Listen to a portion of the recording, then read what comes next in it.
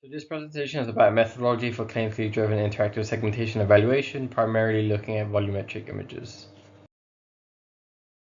So why do we use interactive segmentation? While automated AI methods like NNNet can perform quite well in many tasks, they often falter in error distribution scenarios. For example, when moving between hospitals with different imaging protocols or segmentation guidelines, or when dealing with highly heterogeneous or ambiguous structures. These challenges are only amplified when annotated data are scarce, which is also quite common in a clinical setting. Interactive guidance actually allows for more adaptability in such cases and also opens a door to rapidly producing large, high-quality datasets in-house or for the research community also. So here we have a typical interactive segmentation workflow. A user-facing interface takes the image and prompt and passes it to a backend algorithm. This then produces segmentation and returns it in the original image space. In simulated evaluations, these two components should be kept separate, but they often aren't. So some studies run evaluations on resampled or annotation-informed crops of images in order to match some kind of algorithm requirement, but it doesn't actually reflect the real workflow. Without a certain definition for the region of interest, comparing algorithms then becomes meaningless. So by default, we actually recommend evaluating in the original image space at full resolution and field of view so that results reflect a typical real-world deployment. Here we propose a way to extend and standardize evaluation pipelines to highlight open research gaps and guide clinicians when selecting suitable algorithms. So for the first aspect, we actually want to look at segmentation tasks themselves. So current evaluations often emphasize binary semantic segmentation, but interactive refinement can actually be quite impactful for multi-target problems, such as multi-class and instance segmentation, particularly where boundaries are quite ambiguous, e.g. for nested or touching structures. We also advocate evaluating more challenging scenarios where interactive messages should be most impactful, such as for heterogeneous lesions like cancers, structurally constrained regions such as vascular networks, and small, hard to detect targets such as white matter lesions. For the second aspect, we want to look at actual image context. So multimodal and multi-sequence images are often underutilized despite offering richer clinical context for both users and algorithms. Incorporating them where relevant could also make evaluations more representative and provide a significant clinical impact. For the third aspect, we want to look at going beyond zero-shot methods. So most studies evaluate only in zero-shot settings, which assume fully interactive workflows with samples that are fully independent. But many clinical tasks, such as dataset annotation, can be quite repetitive with the same task. So evaluating adaptation, especially in something like an automated method, could actually provide substantial speedups in these scenarios. For the last aspect, we want to look at standardizing the prompts. So algorithms accept different prompt types, which can actually vary in ambiguity and user effort. So lasso is as ambiguous in a click, but for complex shapes it can be quite laborious. To compare fairly, we would actually recommend using the same prompt configuration across methods, or to use user studies which actually standardize some kind of effort metric, rather than relying on something like an interaction count alone. And the latter can also be used to enable comparisons across different prompting mechanisms too. Actual metrics being used when configuring these evaluation pipelines. Most studies report only dice, but when evaluating challenging tasks like fine or irregularly shaped targets, it's recommended to use boundary-aware measures like normalized surface dice. Beyond single iteration snapshots, also integrating dice and NSD over an interaction budget like an AUC metric can actually capture overall refinement performance, penalizing slow convergence or steps that actually worsen segmentations. But AUC alone can be quite misleading. A method might score lower yet still reach convergence to a clinically meaningful endpoint, while another one starts strong but stalls before that. That's why evaluation should also check for convergence to clinically meaningful endpoints, such as task specialist automated baselines or inter-rater agreement. For our evaluations, we developed a modular framework for composing evaluation pipelines and decoupled it from the actual algorithms to better reflect the real-world workflow. To configure experiments, we first created an algorithm fingerprint, which actually captures whether it is static, i.e. no learning during the use, or adaptive at a population or dataset level. The inference mode supported, i.e. automatic or interactive initialization and or interactive editing. The segmentation subtypes, such as semantic, instance, or production segmentation, whether it is general purpose, i.e. zero-shot or task-specific. The supported prompts and their applicable modes, e.g. bounding boxes may only work for initialization sometimes, but not editing, and scribbles may be partially supported when reduced to point set sometimes. The actual image patch configuration, i.e. the native spatial voxel count and channel count, and post-hoc handling for natively supported setups.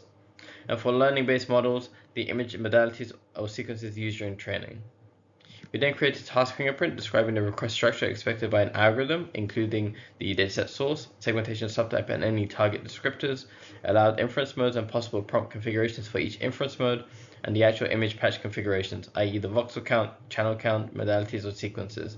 Finally, we cross-reference algorithm and task fingerprints to find compatible matches. The chosen task then defines metric and prompt generation mechanisms, forming an experimental configuration used to actually execute the evaluation.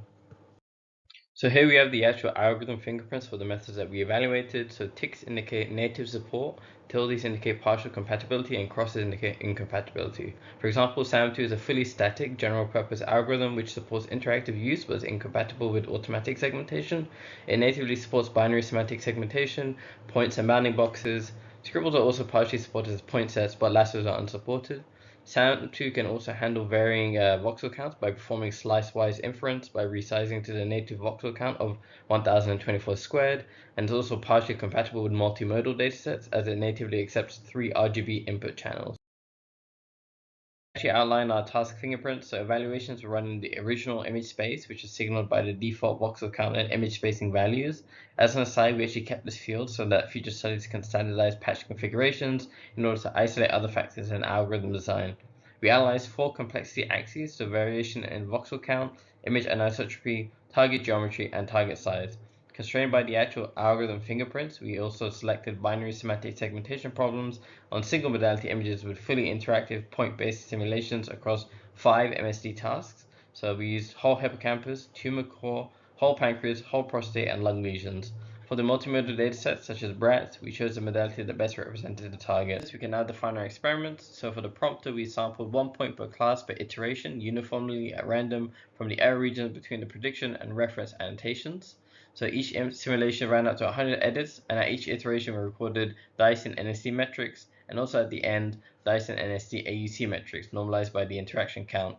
NNUNet was also used as a reference for each task, with per task lower quartile DICE scores set as the dataset level performance target. From this, we derived the average number of interactions to reach convergence, normalized by the maximum budget of points, and the fraction of cases that never actually converged.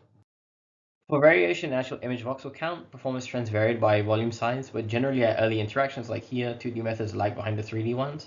For the small volume hippocampus task, however, within about 40 interactions, they actually overtake segvol, with SAM2 actually achieving the best final and peak NSD and DICE metrics, the best AUC metrics, and is the only method to actually ever fully converge. For the medium volume tumor core task, SAMED2D achieves the best final and peak DICE and NSD scores, but its advantage in these metrics is fairly marginal. segvol achieves a much faster convergence and much more reliably, with better AUC metrics, lower number of interaction metrics, and much lower failure rates. For the large volume pancreas task, segvol dominates across all iterations across all metrics, and it probably benefits from a zoom out, zoom in strategy for this.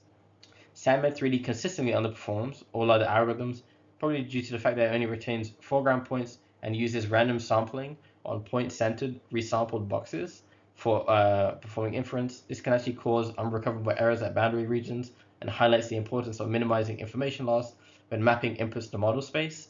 segvol also shows performance drops after early gains, especially in small volumes. This suggests that when point samples become overly concentrated, there can be a mismatch between the actual prompts that are provided and some training assumptions. So here we actually examine variation in both image anisotropy and target geometry. So for slab-like images like the prostate, 2D methods actually managed to surpass segvol and Dyson and NSD metrics by about 30 interactions, and they actually have much lower convergence failure rates. SAM2 especially achieves the best overall performance with no failures and actually shows very strong AUC metrics, which shows that 2D methods can be quite competitive for anisotropic images. For target geometry, SAMED3D actually has its best ever performance on the spherical prostate, but actually struggles on the more complex tumor core task, which actually reinforces the effect of lossy prompt mapping, as mentioned before. Overall, segvol maintains strong advantages in most metrics, demonstrating the value of volumetric context for rapid, reliable convergence on irregularly shaped targets, as seen here. We actually examined variation in the actual target size. So for small lung lesions, SAM2 achieves the best peak Dyson and NSD metrics, but segvol actually converges much faster with superior AUC metrics, number of interaction metrics, and they both have actually comparable failure rates on the actual convergence. SAMED2D actually underperforms on the small target, but improves on the larger pancreas one, likely due to the removal of small targets in the actual training data, while SAMED3D struggles across both due to the noisy prompt mapping as mentioned before.